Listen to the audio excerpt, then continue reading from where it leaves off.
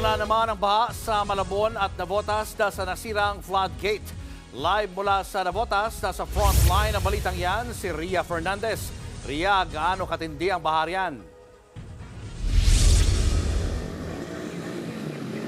Julius, wala mang storm signal warning ang Metro Manila dahil sa bagyong Karina. Nagdala naman ito ng ulan na nagpabaha sa ilang bahagi ng Camanava area.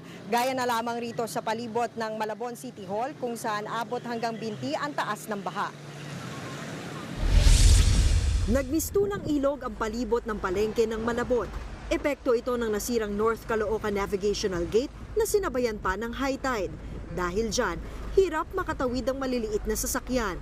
Ang elf truck ngang ito sa kalye ng General Luna, tumirik at kinailangan ng itulak ng ilang lalaki. Ang mga residente, walang nagawa kundi lumusong sa abot binting baha. Gaya na lang ni Ana, naglakas loob na dahil kailangan niyang magdala ng dugo para sa anak na nasa ospital. Kailangan kahit baha eh. Oo, kasi cesarean siya bukas. So, nagdala ako ng sa blood bank. Mula Tondo hanggang papuntang Navotas sa hospital, tapos mula Navotas sa hospital ito, naglalakad, naglulusong. Maswerte na lang ang ilan, gaya ng grupo ng kabataang ito na pinasakay sa likod ng driver ng pickup vehicle na ito. Sobrang laki po ng tubig pero lalaban po. Pati ang social media personality na si Ninong Rai, binahari ng bahay. Pati ang kanyang motorsiklo, hindi nakaligtas. Sa tala ng Malabon Disaster Risk Reduction and Management Office, hanggang kaninang tanghali, 18 kalsada ang binaha sa lungsod. Dama rin ang baha sa katabing lungsod ng Navotas. Ang ilang residente sa Barangay Tanza, sumakay ng bangka para makapunta sa kani-kanilang destinasyon.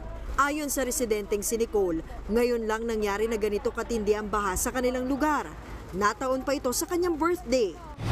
Since nagawa yung gate po dyan na flood control, hindi na po kami binabahan ng ganito.